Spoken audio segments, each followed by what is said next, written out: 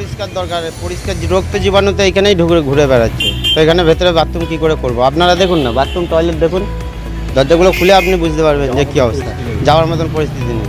এখানে বাথরুম পেশাব কিংবা টয়লেট যেটাই করতে যাবেন উল্টে আপনার জীবাণু রোগ এখান থেকে আপনার ঘরে চলে যাবে, ভালো হবে না, উল্টে আরও খারাপ হবে। ড্রেনে ওরকম না হয়, মাঝে হয়, আবার জেগে সেই হয়ে যায়। মদের বোতল তো এখানে মদের আড্ডা আপনার রাত্রিরে পরে আপনারা আসলে দেখতে পারবেন, পেশেন্ট এখানে ঠিক থাকতে পারে না। পেশেন্ট পার্টি ধরুন আমি হয়তো একটা এমার্জেন্সি রুগী নিয়ে এসেছি, আমাকে সারা রাত্রি এখানে থাকতে হবে, তো আপনি এখানে শোয়ার জায়গা পারবেন না। এখানে যত মদ মাতাল রিক্সা চালিয়ে যারা ঠেলা চালিয়ে এখানে ওখানে শুয়ে থাকছে, ওরা রাত্রিবেলা এসে এখানকার বাসিন্দার, ওরাই হচ্ছে এখানকার বাসিন্দা। না, পেশেন্ট পার্টি কোনো জায়গা নেই এখানে, তারা সবারই জায়গা পাবে না, একটু বসারও জায়গা পাবে না। আমার নাম বাপ্পা, আমি থাকি আপনার হিনমোটর।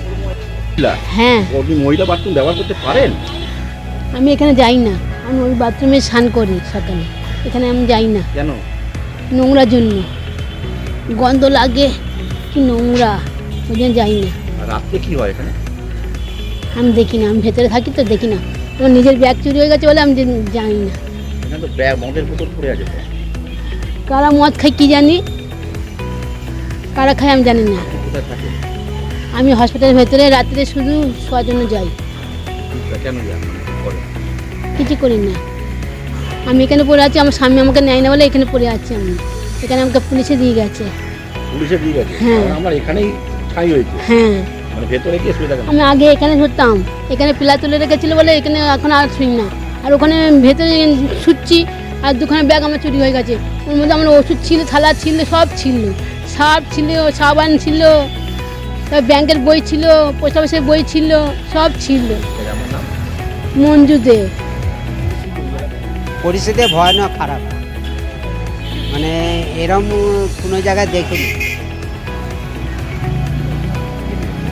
ওদের দেখলো মদের বোতল পড়ে আছে, তারপরে তোমার ঠিকমতো তো পরিষ্কারই নেই, আর সেই মশা ডেঙ্গু এমনিতে এখান থেকে জন্মে যাবে, আর কি ডেঙ্গু তোমরা সাবেক এখানেই তো ডেঙ্গু তৈরি হয়ে যায়। নিজেদের পেছায় লাগছে, বাথরুমে যেতে ভয় লাগছে, বাইরে যেয়ে করে আসতে হচ্ছে, এমন পয়সা। হ্যাঁ, এখানে লোক চিকিৎসা একটু ভালো সেবা থাকবে, হ্যাঁ সেইটাই তো, ভালো মানুষ অসুস্থ হয়ে যাচ্ছে এখানে। হ্যাঁ, এখানে মদের বোতল পড়ে আছে দেখলো, টাটকা খেয়েছে সব পুরো।